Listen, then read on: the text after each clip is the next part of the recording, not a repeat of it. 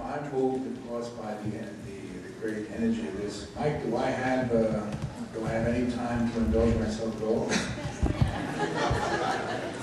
I can't comment specifically on this terrific, inspiring presentation, beginning with Bill's presentation.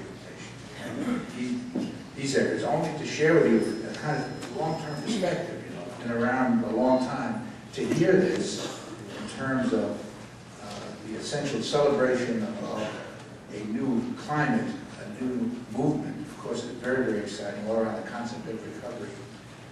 I would only ask you, if you will, I've been struggling at the bottom line to try to actually get a system going, particularly in the correctional system. And there's one article in your handouts that will give you some details about that. I hope you'll look at that. But what it really represents is a question that I want to convert to really a kind of thought for all of us.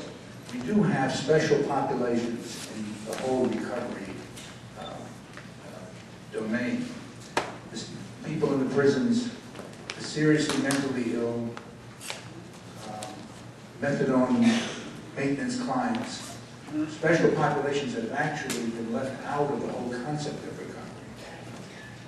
A lot of the recovery movement is coming still from many people who are still can be citizens, not disenfranchised, maybe disabled by their addictions, but not necessarily disenfranchised. We have populations that are, in addition to their addiction problems, if you want to call that, are also disenfranchised, so that the whole recovery movement has to have a way of incorporating these individuals. And that's why I went back to work in 3 areas. An early paper you might be interested in is with seriously comorbid, mentally ill substance abusers. So we began to build a recovery-oriented approach for those clients, a recovery-oriented approach for those clients, as well as methadone.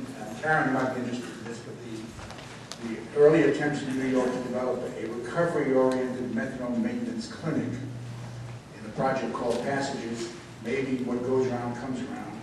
Perhaps we can begin talking about re-reaching those populations. So I just want to alert here and be part of the energy of this movement to make sure that we're including those other populations and that we're thinking through what the technology is going to be for those other populations. I'd only say what I've learned from all of that is that I think we have good working definitions of the disorder now. You can't do a recovery-oriented system without a good working definition of the disorder. So you need to have a good working definition of the disorder. Then you have to have a good working concept and definition of recovery, as we all know. And then also even the word system needs to be properly understood, in terms of a true interlinking of relevant stakeholders.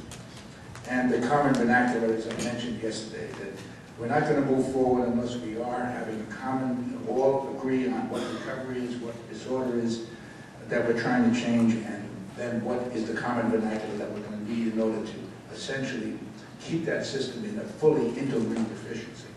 Well, I hope some of these are illustrated in some of the papers that are in your packages, and I want to thank this panel for educating me and inspiring me.